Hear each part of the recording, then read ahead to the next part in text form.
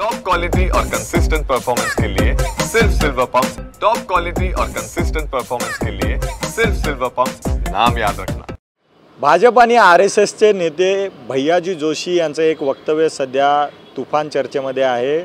घाटकोपरची भाषा गुजराती आहे आणि मुंबईची कोणती एक भाषा नाही आहे असं वक्तव्य त्यांनी केलेलं आहे। यानंतर विरोधक आक्रमक आहेत। या संदर्भात बोलण्यासाठी माझ्यासोबत ॲडव्होकेट गुणरत्न सदावर्ते सर आहेत। सर, भैयाजी जोशींचं हे वक्तव्य मुंबई महाराष्ट्रामध्ये अशा प्रकारचं वक्तव्य काय भावना आहेत?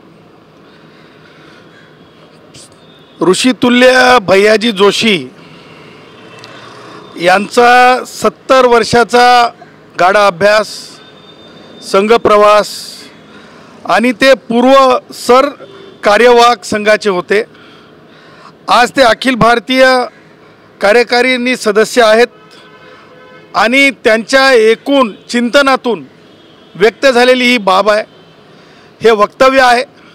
आणि मला असं वाटतंय की भाषेला अभिजात म्हणण्यापेक्षा भाषा ही संविधानिक दृष्ट्या सगळ्यांना आपापल्या म्हणजे याच्यानुसार आपल्या इच्छेनुसार व्यक्त होण्यासाठी एक मानवी जीवनाला मिळालेलं साधन आहे।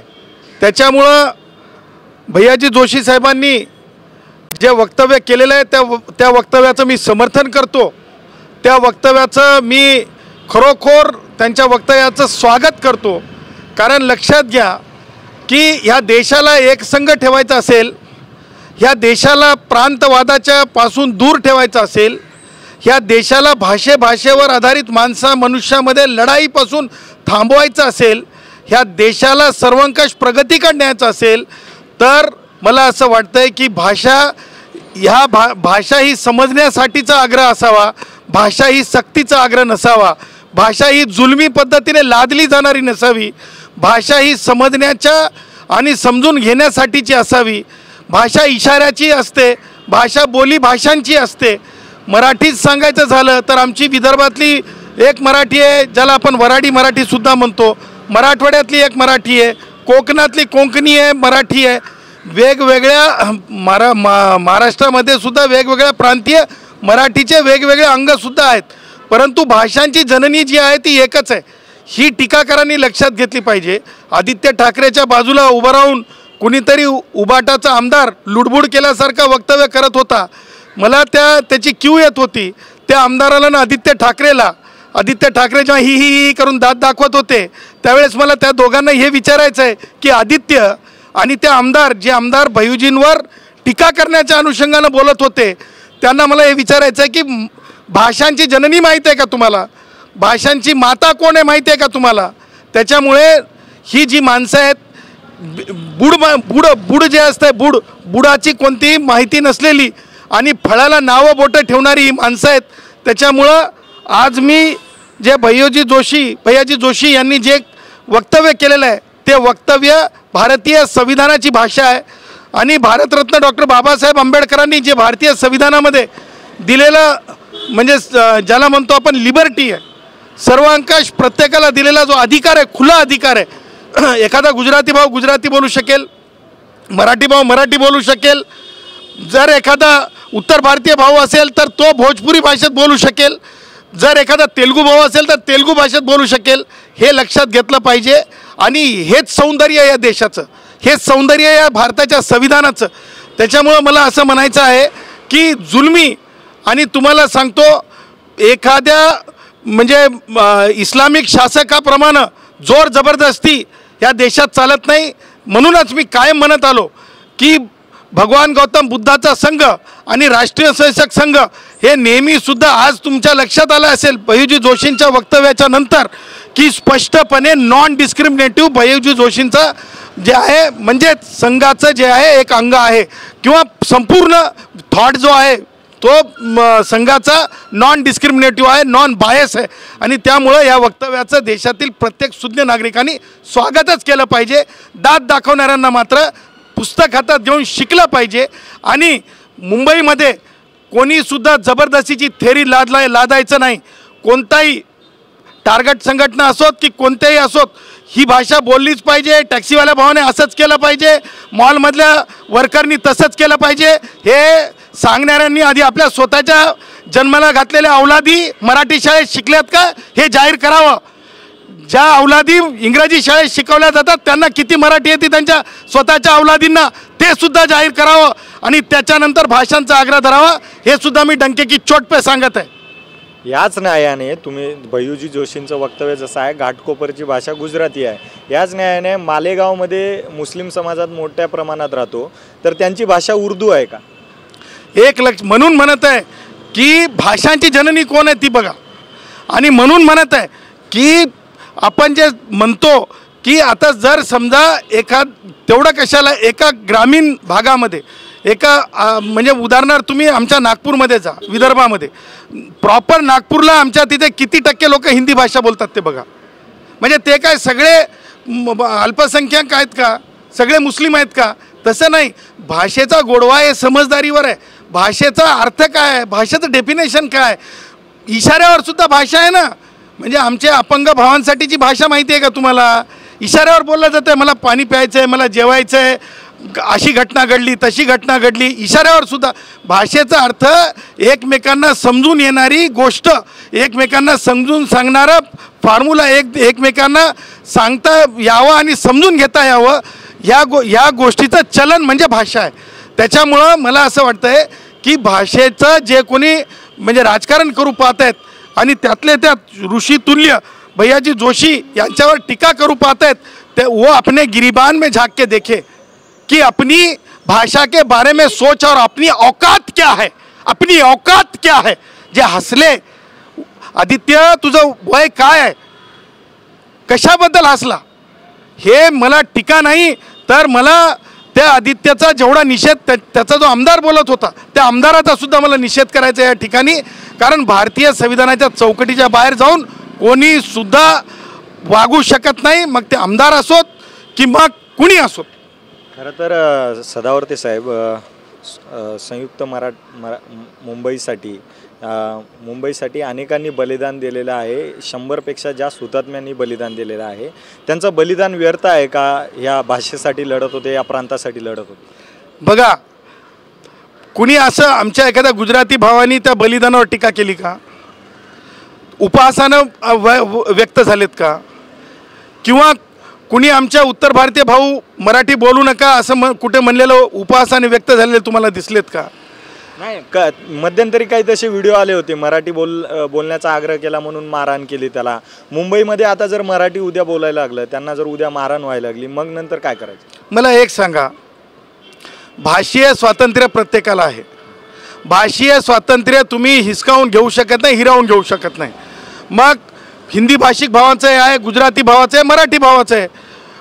मराठी भावांनी कोणती भाषा बोलावी याच्यावर सक्ती केली जाऊ शकत नाही. हिंदी भावांनी काय भाषा बोलावी त्यांनाही सक्ती केली जाऊ शकत नाही. त्याच्यामुळं मला आज हे म्हणायचं आहे की हे काही म्हणजे मुघली राज्य नाही आहे.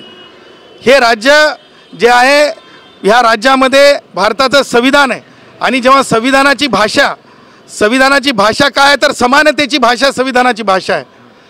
तुम्ही माझ्या टॅक्सीवाल्या भावाला म्हणू शकत नाही, माझ्या मॉलवाल्या भावाला म्हणू शकत नाही, तुम्ही मॉलमध्ये काम करणाऱ्या भावाला की तू बोल मराठी, नाही म्हणू शकत. माझ्या बंगाली भावाला तुम्ही म्हणू शकत नाही तू मराठीतच बोललं पाहिजेस म्हणून.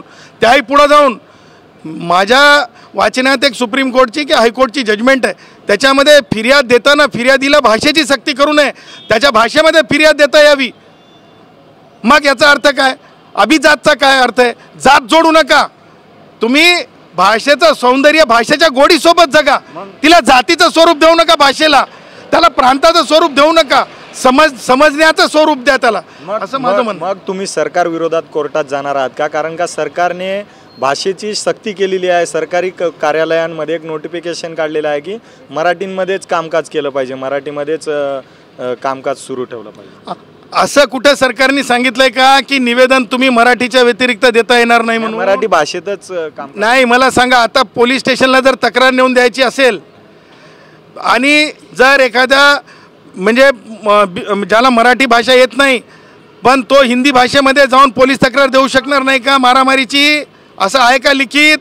त्याच्यामुळे सर्वांकषपणे महाराष्ट्र शासनाला असं वाटतंय की म्हणजे याच्या काय म्हणतो व्यवहाराची भाषा म्हणजे कोणत्या ॲडमिनिस्ट्रेटिव्ह व्यवहाराची भाषा असू शकेल ना, परंतु मान्य मुंबई उच्च न्यायालय, उच्च न्यायालय कुठं आहे? मला थांबा, मुंबई उच्च न्यायालय कुठं आहे? मुंबई उच्च न्यायालयामध्ये मराठीत याचिका दाखल होते का? ते मुंबईतच आहे की काय मुंबईच्या म्हणजे देशाच्या बाहेर आहे का, महाराष्ट्राच्या बाहेर आहे का? त्याच्यामुळं काही ठिकाणी तुम्हाला म्हणजे ॲडमिनिस्ट्रेटिव्ह लँग्वेज असू शकेल, परंतु तुम्ही सक्ती करू शकणार नाही. आणि हेच या संविधानाचं सौंदर्य आहे. तुम्ही राज्य शासनाचा एक निर्णय त्या भाषेची जपवणूक त्या भाषेच्या सौंदर्यावर आधारित आहे की तुम्ही ॲडमिनिस्ट्रेटिव्हली ती भाषा मराठीत असू द्या.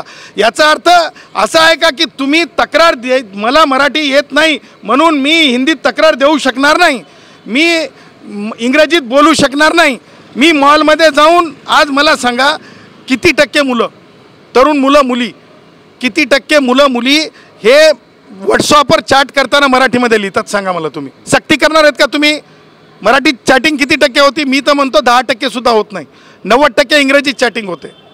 सांगायचं तात्पर्य एखाद्या गोष्टीला मला म्हणायचं नाही म्हणजे एखाद्या जातीवर मारून जसं धर्मांतर होत गेलं पूर्वी म्हणजे मुघली काळामध्ये, तसं आता होणार नाही आणि तसं होऊ शकणार नाही. उद्धव ठाकरे म्हणतायत भैयाजी जोशींवर महाराष्ट्र द्रोहाचा गुन्हा दाखल व्हावा. संजय राऊत सुद्धा मोठ्या प्रमाणात टीका करतायत की महाराष्ट्रामध्ये राहून जर मराठीला असं बोलत असतील तर. उद्धव कसं आहे, लिफ्ट करा दो मधून आलेला माणूस आहे. उद्धव ठाकरेला मला असं वाटतंय की चिंतनाची गरज आहे आणि उद्धव ठाकरे की नाही चिठ्ठ्या घेऊन वाचून बोलू शकतील, परंतु उद्धव ठाकरेचं भाषेवरलं चिंतन मला माहीत नाही.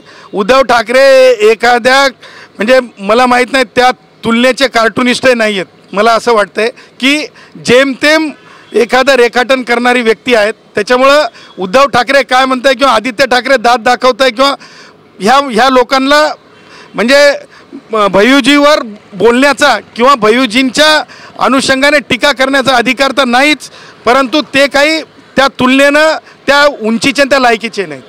का करताय ते मराठी भाषेबद्दल एवढं वक्तव्य? मग ठाकरे गट का आक्रमक होतोय मराठीसाठी? बघा, त्यांना काहीतरी करून लोकांना इन्स्टिगेट करणं, लोकांना उत्तेजित करणं आणि आम्ही भाषेचे, आम्ही प्रांतवाद आहोत, आम्ही धर्मीय आहोत, हे कुठेतरी चित्र महापालिकेच्या निवडणुकीच्या तोंडावर पराभूत मानसिकतेतून काहीतरी हाती लागतंय का? परंतु आज मला हे म्हणायचं आहे की सर्वाधिक मराठी मुलं अमेरिकेमध्ये वेस्टर्न कंपनीजमध्ये नोकरीला आहेत, जॅपनीज कंपनीमध्ये आहेत, जपानमध्ये. आज मला असं वाटतं आहे की जगामध्ये सर्वांकश मोठ्या पदावर आणि बऱ्यापैकी कॅनडामध्ये आहेत. सगळीकडे भारतीय आहेत, मराठी आहेत. तिथे ही सक्ती चालू द्यायची आहे का? त्या लोकांनी ही सक्ती केली तर आमची मुलं वापस बोलवायचीत का? ज्या पुढाऱ्या हे सगळं बोलत आहेत, खास करून मला असं म्हणायचं की काही राजकीय पक्ष अजेंडा घेऊन चालत आहेत, त्यांनी त्यांचे मुलं कोणत्या शाळेत शिकलेत हे डिक्लेअर करावं की ते मराठी शाळेत शिकवलेत का त्यांनी. आणि इतरांना म्हणजे स्वतःचे शिकवून घ्यायचे इंग्रजीत कॉन्व्हेंटमध्ये, IBDPमध्ये, आणि इतरांना सांगायचं की मराठीच्या शाळांमध्ये टाका. त्याही पुढं जाऊन महापालिकेच्या शाळा आपण इंग्रजी केल्यात की नाही? वरळीची शाळा आपण इंग्रजी केली की नाही? अहो, इंग्रजी वैश्विक भाषा झाली. दुसरी गोष्ट, हिंदी ही देशामध्ये सर्वांकश भाषा बोलली जाणारी भाषा आहे. गुजराती भाषासुद्धा तिचं एक सौंदर्य आहे, भोजपुरी भाषेचं एक सौंदर्य आहे, मराठी भाषेचं एक सौंदर्य आहे. या भाषेवरून माणसामध्ये का वाद, माणसामध्ये का द्वेष? आता मला दुसरा मुद्दा एक उपस्थित करायचा आहे की औरंगजेब जो आहे त्याच्या अत्याचाराच्या संदर्भानं जे काही लिखाणं आहेत, जे काही पुस्तकं आहेत, हे सगळं पाहता शासनानं फक्त अबू आसिम आझमी इथपर्यंत थांबू नये किंवा त्याच्या शिक्षेपर्यंत, त्याच्या निलंबनापर्यंत थांबू नये, त्याच्यावर गुन्हा दाखल होईपर्यंत थांबू नये. त्याची वाट न पाहता औरंगजेबाचे जे विचार आहेत, औरंगजेबी जे विचार आहेत, जे मुघली असे विचार जे की नाही क्रूर आहेत, जे कट्टर आहेत, त्या विचारांचं समूळ नायनाट केला पाहिजे, त्या विचारांचं निष्कासन केलं पाहिजे. आणि जे काही मी तर म्हणतो औरंगजेबाची कबर किंवा तो याचा जो हे होता बॉम्ब ब्लास्टमधला अपराधी, ते नाही कसाब नाही, तो दुसरा इथं मुंबईतला ज्याची इथं हे केली होती माहीमवाला, त्याची कबर, या दोन्ही कबरासुद्धा निष्कासित केल्या पाहिजे शासनाने. आणि जर शासन करणार नसेल तर जे कोणी हिंदुस्थानी विचाराचे आहेत आणि जे कोणी औरंग्याच्या आणि दाऊद्याच्या विरोधाच्या विचाराचे आहेत ते सगळे एकत्र येतील आणि त्या कबरेचं निष्कासन करतील, औरंग्याच्या कबरेचं निष्कासन करतील. त्याबाबतचे विचार विनिमय आम्ही समाजामध्ये सुरू केलेले आहेत. समाजातील प्रतिष्ठित, समाजातील चिंतनशील लोकांशी आम्ही चर्चा करत आहोत. तर हे होते ॲडव्होकेट गुणरत्न सदावर्ते सर, ज्यांनी सांगितलं की मराठी भाषेची तुम्ही सक्ती करू शकत नाही आहे. कॅमेरा पर्सन योगेश सोबत अजय रंजे, TV9 मराठी, मुंबई.